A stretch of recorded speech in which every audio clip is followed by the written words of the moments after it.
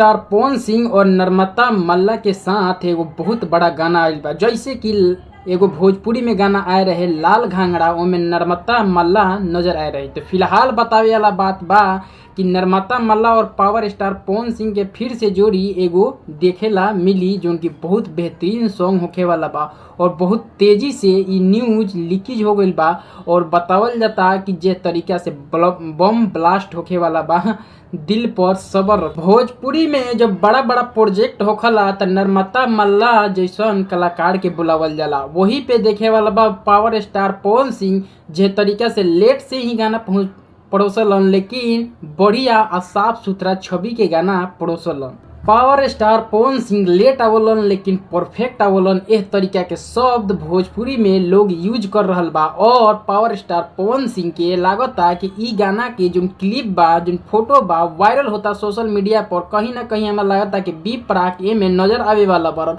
और हमरा बता दी कि जे तरीका के पावर स्टार पवन सिंह लग रहा है कि इस बार मतलब कि एक दिन में 10 मिलियन व्यूज कलेक्ट करने वाला गाना ला रहे हैं। और वो भी वायरल सेक्शन के बारे में बात कर ली तो वायरल सेक्शन से गाड़ी चीज़ याद हमरा आ गई कि वायरल भोजपुरी पर ये गाना आवे वाला बा। और वो लोग बेसब्री से इंतजार हुई पावर स्टार पवन सिंह के गाना, जो कि नर्मदा मल्ला हो सकता कि बी प्राक भी में होखस। पावर स्टार तो खुद ही बाड़न और लागता कि बम ब्लास्ट होखे वाला बा, काहे कि बहुत ज़्यादा जो कि यह तरीका जो फोटो हम देखावत है जो स्क्रीन पर, ई बहुत तेजी से वायरल हो रहा बा। तो 1200 विरोधी उनकरा लोग के तो आंख फाटले रह गई हुई। यह तरीका के न्यूज सुन के, यह तरीका के खबर, यह तरीका के सोशल मीडिया पर जो फोटो वायरल होता। लेकिन कुछ होखलन सक मुँहजोरवन ऐसा होखेलन सनु कहन से कि थोड़ी ना बी प्राक से कुछ होखे वाला थोड़ी ना बा। तो फिलहाल हम बता दी कि बी प्राक से तो नहीं कुछ हुई, लेकिन पुष्पा 2 में जे तरीका के सॉन्ग आ रहा बा पावर स्टार पवन सिंह के, वही में तमन्ना भाटिया हो सकता नजर आवे वाला बाड़ी।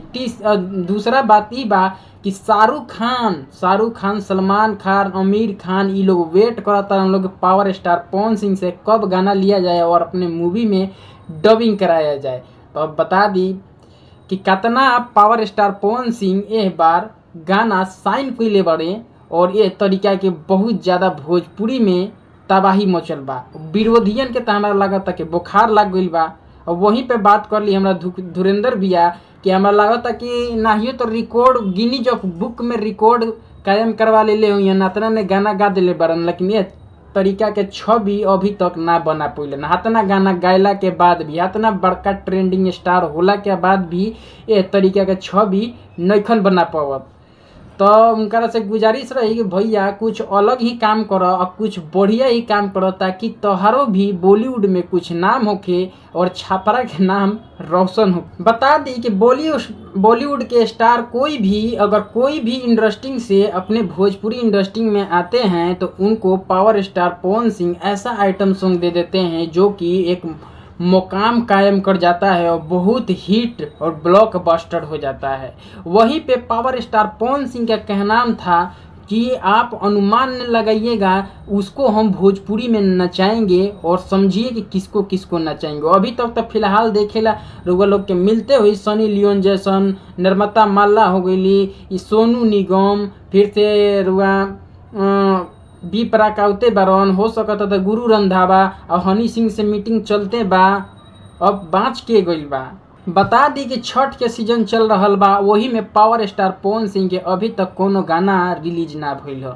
लेकिन हर बार ये चीज़ देखेला मिलेला कि जोरे जोरे जोन फलवा बा ई गाना बाटे पावर स्टार पवन सिंह के, एकरा बिना पूरा भोजपुरी अधूरा बा। और वही में जो उनकी बहुत अच्छा गायिका अपन बाड़ी श्रद्धा सिन्हा, अगर उनकर गीत ना बाजे छठ पूजा में तो पूरा भोजपुरी लगला कि पूरा छठ पूजा उदास जैसन लगला। काहे कि एक तरीका के लेवल के गीत दिले बाड़ी जो कि पद्मश्री श्रद्धा सिन्हा।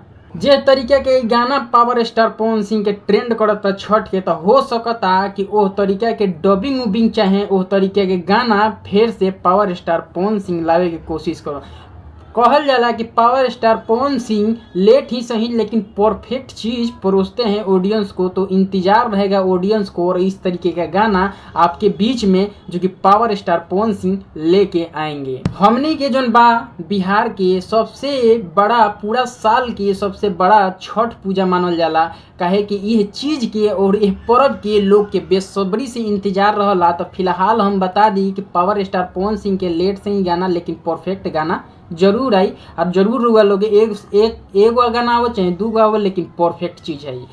तो फिलहाल बता दी कि बॉलीवुड में यह तरीका के जो उनकी निर्माता मल्ला जो बाड़ी और पावर स्टार पवन सिंह के जो उनकी लीकेज हो गई बा और बहुत जल्द ये चीज़ रुआ लोग के मिली देखे खातिर। तो यह आज के खबर लख और फिलहाल के लिए हम अलविदा लेव तनी। हमारा चैनल पर नए बनी तो सब्सक्राइब करिए, एगो लाइक कर दी ताकि हमनी के मोटिवेशन बना रहो इस तरीके के और भी जानकारी लेके आवत रही जाए।